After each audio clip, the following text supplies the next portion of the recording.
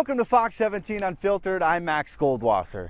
Most people are kind of like me on the golf course. Let's call our game less than ideal. As much as I would like to think I could play in a major tournament, that's just simply never going to happen. I'm optimistic, but I'm also realistic. But one man famously is not. And this is the story of the world's worst golfer and how he's forever connected to Blythefield Country Club.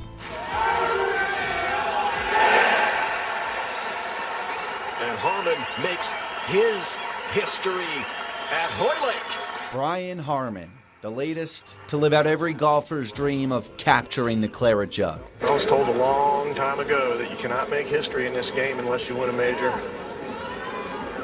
Brian Harmon's just done that. Founded in 1860, the Open Championship is one of the pinnacles of professional golf. And it is an icon. It is the oldest of all four major championships and has been won by wonderful players over the years. Some of the best players that existed decades ago right through today. It's called the Open, well, because technically it is open to everyone. Almost all professionals, but there are some amateurs who do qualify to get into it.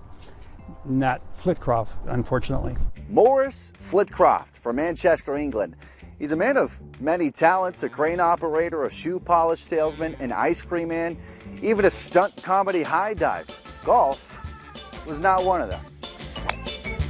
Oh, what the heck was that? The way that he acted, he was serious about his bad golf. Yes. He just happened to be bad.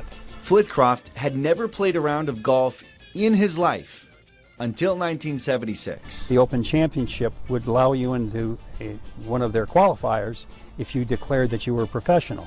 So Maurice declared he was a professional. How do you declare that you're a professional if you're not a professional? You get at the entry form and you put down professional. Flitcroft shot a 121, the worst score in tournament history. I think we can say, Brent, it might be a record that will never be broken as the highest score. Flitcroft was banned from ever entering again. So he got clever. He started using pseudonyms like Arnold Palmtree or Gerald Hoppy, leading to 5 more failed attempts at qualifying for the Open. What is happening?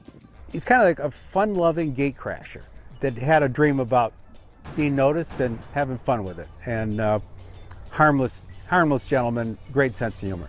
While all this was happening across the pond, Blythefield Country Club here in Belmont, it wanted to revise the rules of its Spring Stag. That's where members and guests play together. Typically, the goal in golf is to finish with the lowest score. What are you doing? This was just the opposite. We just wanted to have fun and to celebrate bad golf. Tim Moore, the tournament chairman, and Terry's brother, wanted to find a fitting name for this new event. Maurice Flitcroft was a name in the Guinness Book of World Records. That's all Blythefield knew. So Blythefield introduced the Maurice G. Flitcroft Spring Stag in 1978. They used to give some of the highest scores bowls of goldfish, bowling balls, and the highest score always got a free golf lesson from the professionals. So it was always kind of very light, very comical.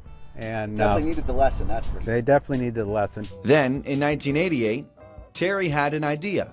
Why don't we fly out Flitcroft to West Michigan so that he can play in the tournament named in his honor?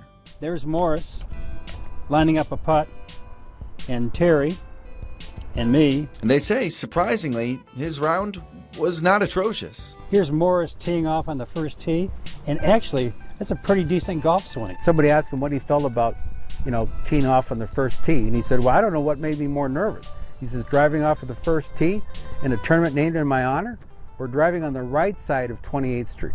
The rule-bending, tradition-testing Flitcroft passed away in 2007, but his legend lives on.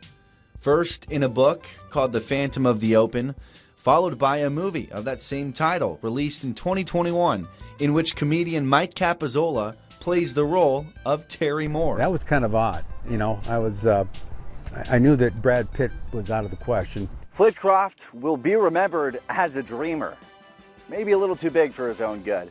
In his search for fame and fortune, he found himself a spot in history as the world's worst golfer, forever immortalized here in West Michigan.